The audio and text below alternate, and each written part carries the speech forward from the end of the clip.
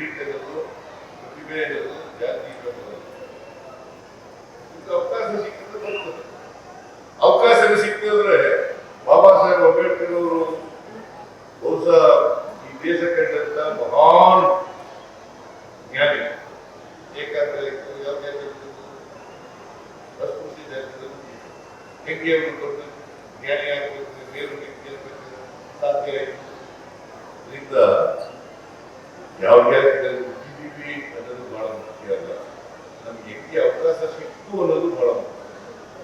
ನಿಮಗೆ ವಿದ್ಯೆ ಕಲಿತಕ್ಕಂಥ ಅವಕಾಶನ ಸಿಕ್ಕಿದ್ರೆ ನೀವು ಹೇಳಿ ಬರೋಕ್ಕೆ ಸಾಧ್ಯತೆ ಅದಕ್ಕೆ ಎಲ್ರಿಗೂ ಅವಕಾಶ, ಸಮಾನ ಅವಕಾಶಗಳನ್ನು ಕೊಡ್ತಕ್ಕಂಥ ಸಂವಿಧಾನ. ಆಗ ದೇವರು ಕೂಡ ನಿಮಗೆ ಸಹಾಯ ಮಾಡ್ತಾರೆ. ಇದು ಹೋದ್ರೆ ಈ ಸಮಾಜದಲ್ಲಿ ಬದಲಾವಣೆ ಮಾಡಲಿಕ್ಕೆ ಸಾಧ್ಯ ಇಲ್ಲ. ಹಾಗಂತೇಳಿ ನಿಮ್ಮ ಮಕ್ಕಳುಗಳು ಕೂಡ ಡಾಕ್ಟರ್ಗಳಾಗಬೇಕು, ನಿಮ್ಮ ಮಕ್ಕಳುಗಳು ಕೂಡ ಇಂಜಿನಿಯರ್ಗಳಾಗಬೇಕು, ನಿಮ್ಮ ಮಕ್ಕಳುಗಳು ಕೂಡ ಸಂಶೋಧಕರಾಗಬೇಕು, ನಿಮ್ಮ ಮಕ್ಕಳುಗಳು ಕೂಡ ವಿಜ್ಞಾನಿಗಳಾಗಬೇಕು. ಅದನ್ನು ಮಾಡಿಸ್ತಕ್ಕಂಥ ಕೆಲಸ ಮಾಡಬೇಕು. ಇವರು ಮಕ್ಕಳಿಗೂ ಮಾಡಿ,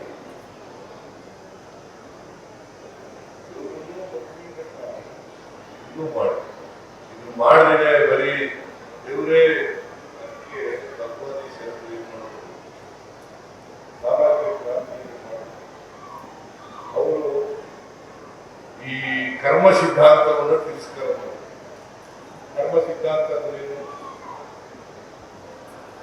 ಯಾಕೆ ಬಟ್ಟೆ ಇಲ್ಲ, ಯಾಕೆ ಅಲಕ್ಷಣ ಆಗಿದೆಯಾ, ಯಾಕೆ ಹೊಟ್ಟೆ ಇಟ್ಟಿಲ್ಲ, ನಿಮ್ಗೆ ಯಾಕೆ ಆಸ್ತಿ ಇಲ್ಲ, ನೀನ್ ಯಾಕೆ ಇಂಡಸ್ಟ್ರಿಯಲಿಸ್ಟ್ ಆಗಿಲ್ಲ ಅಂತಂದ್ರೆ ನಾನು ಕರ್ಮ ಮಾಡ್ಕೊಂಡಿದ್ದೆ, ಜನ್ಮದಲ್ಲಿ ಕರ್ಮ ಮಾಡ್ಕೊಂಡಿದ್ದೇನೆ, ಅದಕ್ಕೋಸ್ಕರ ಈ ಜನ್ಮದಲ್ಲಿ ಇಲ್ಲದ್ರೆ ಇನ್ನೊಂದು ಏನ್ ಹೇಳ್ತಾರೆ ಅಂತಂದ್ರೆ, ಇನ್ ಯಾಕಪ್ಪ ಹಿಂಗ್ ಇದೆಯಾ ಅಂತಂದ್ರೆ ನನ್ನ ಹಣೆ ಬರ ದೇವರು ಸಿದ್ದರಾಮೇಶ್ವರ ಹಣೆ ಬರೆಯಕ್ಕೆ ಕೊಡ್ತಾರ, ಅನ್ನದಾನೇಶ್ವರ ಹಣೆ ಬರೆಯಕ್ಕೆ ಕೊಡ್ತಾರ. ಯಾವ ದೇವರು ಹಣೆ ಬರೆಯಿಲ್ಲ, ಡಾಕ್ಟರ್ ಸಿದ್ಧಾರ್ಥನೂ ಇಲ್ಲ. ಅದಕ್ಕೆ ಹೇಳಿದ್ದು ಬಸವಣ್ಣವರು, ಆಚಾರವೇ ಅನಾಚಾರವೇ ವರ್ಗನೂ ಇಲ್ಲ, ನಾಟಕನೂ ಇಲ್ಲ,